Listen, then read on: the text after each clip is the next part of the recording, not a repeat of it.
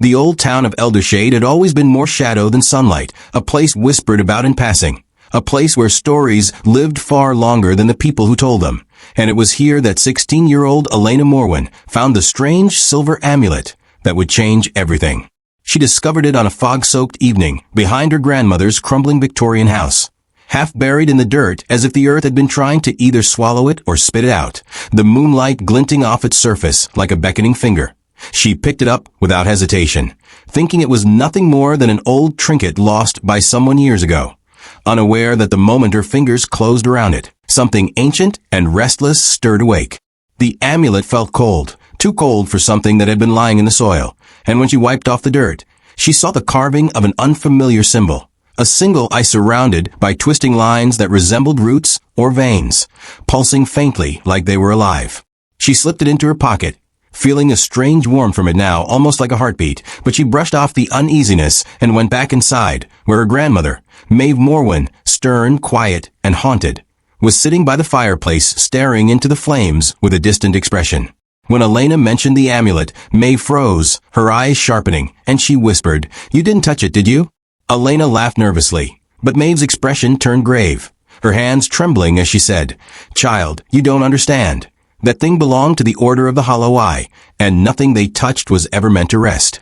But Elena shrugged her off.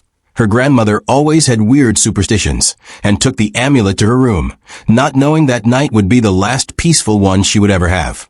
At midnight, a tapping sound woke her, soft at first, like fingernails against glass, then louder, more frantic. She sat up, her eyes widening when she saw the mirror across the room fogging from the inside, and then a shadow pressed its face against the glass as if trying to break through. She screamed, and the shadow vanished instantly, leaving only a chilling whisper echoing in her room. "Return what is mine!" Terrified, she ran to Maeve's room, but her grandmother only sighed deeply, as if she'd been expecting this, and said, "It's begun." She took the amulet from Elena's hand, wrapped it in black cloth, and muttered ancient words under her breath as the house creaked around them like something heavy had stepped inside. The next day, the sky hung low and gray, and Maeve insisted they go to the old library located at the edge of town, a building that looked like it had been forgotten by time itself. Deep inside the archives, Maeve showed Elena a worn-out book detailing the Order, a secret cult that worshipped an entity known only as the Watcher, a being that fed on fear and bound its soul inside objects, waiting for someone to awaken it. "The amulet is not an object," Maeve explained. "It's a vessel, and now it's choosing you." Elena wanted to leave, but when she tried, the doors of the library slammed shut on their own, books fell from the shelves, and the lights flickered violently before plunging the entire room into darkness. A cold voice whispered from every direction, "The bearer must come home." Maeve grabbed Elena's hand, chanting a protection spell, and the shadows retreated slightly, enough for them to escape.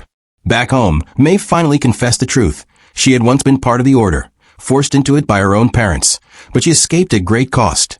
The amulet she feared most had now returned to claim a new vessel, and that vessel was Elena.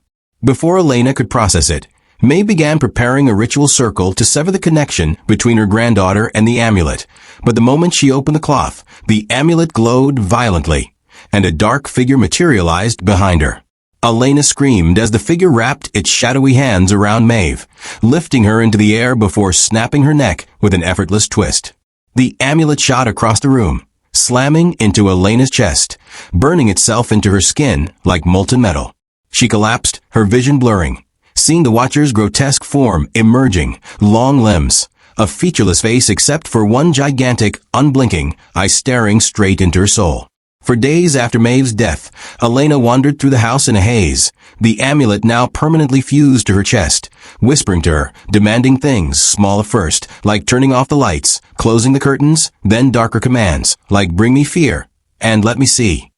She fought it, but every time she resisted, she would lose hours of time and wake up in strange places, standing outside neighbors' windows at night, appearing in the middle of the forest barefoot and shivering, or waking up at the cemetery with fresh dirt under her nails.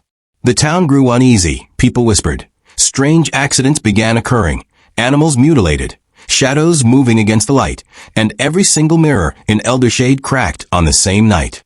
Elena finally realized the entity inside the amulet was using her like a doorway, feeding on the fear she unknowingly spread.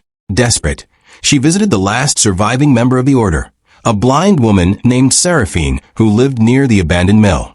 Seraphine touched Elena's chest and recoiled instantly, saying, "Child, the eye is almost open. Once it fully awakens, it will not just take this town, it will take the world." Elena begged for help, and Seraphine gave her a dangerous option. Return the amulet to the ritual ground deep inside the Forbidden Woods, the place where the Watcher was first summoned centuries ago. But the forest was alive with the whispering of thousands of trapped souls, and the Watcher would do anything to stop her.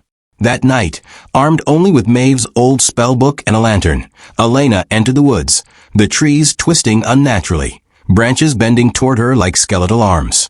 The deeper she walked, the louder the whispering became, until her own thoughts were drowned out entirely. The ground shifted, shadows crawled like living creatures, and figures with hollow eyes stared at her from between the trees.